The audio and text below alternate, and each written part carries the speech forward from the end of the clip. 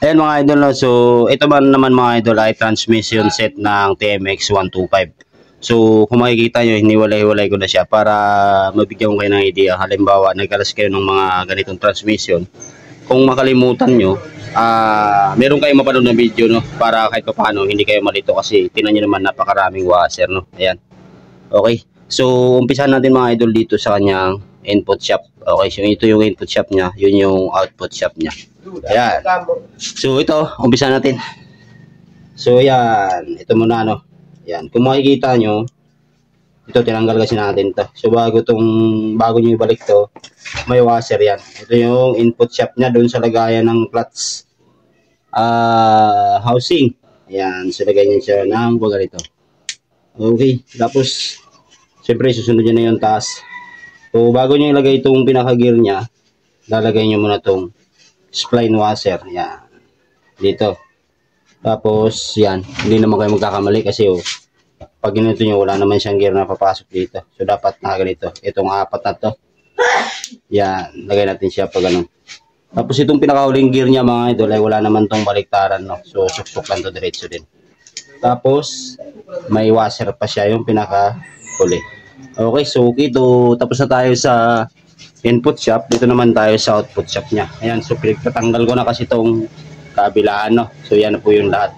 So unahin natin itong dito banda sa may needle bearing. Lagay natin itong isang gear. Ayan, ito yung gear niya. So ito naman, pagka ginanito nyo, hindi siya papasok, no? So dapat ang paglagay, itong apat. 1, 2, 3, 4. Ayan. Lagay natin siya ng ganyan. Ayan, so pasok na. Tapos meron siyang washer na manipis. Yan, may washer na manipis. Yung papunta dito yan mga idol na. Tapos dito sa malaking gear yan, suksok na natin siya pa ganyan. Tapos meron siyang bushing. Okay. So sa bushing nga pala mga idol, ito rin kasi may bushing yung kabila. Hindi siya pwedeng magkabaliktad, no? Na itong bushing na to ay mapunta dito sa bushing na to, no? Tapos ito naman mapunta dito sa kabila. So hindi pwede kasi papasok din siya, kaya lang maluwag yan. So dapat kung ano yung nakalagay na bushing dito, ayun din yung nakalagay dapat dito. Okay, so ilagay natin to. Yan, para hindi kayo maguluhan mga idol, para may idea kayo. Yan. Yan, so nilagay na natin, no? Tapos meron siyang washer na manipis. Yan, dito. Kasi meron din yung kanina, di ba? Yung nilagay natin na washer na manipis. Yan, may washer din yan sa loob. Okay. Tapos sunod na natin itong gear niya. Ito naman, yung gear na to, wala rin naman tong wala rin naman tong baliktaran. Okay, so lagay lang natin siya pa ganyan. Tapos lalagay niyo na tong bushing. Ito yung bushing niya. Alright. Para kahit pa paano, hindi kayo mahirapan kung sakaling nagbaklas kayo ng ganito tapos natanggal, no? Tapos may washer siya dito.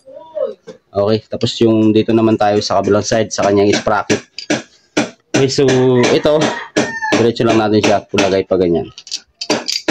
Yan, tapos ito naman pataob, no? Medyo titiyaya, kailangan pataob para kumagat siya dito sa tatlo. Yan. Tapos siyempre may washer din siya sa huli.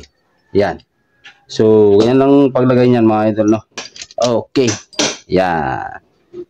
Alright, so sana nakabigay na naman tayo ng idea doon sa pagbuo ng transmission set. Okay.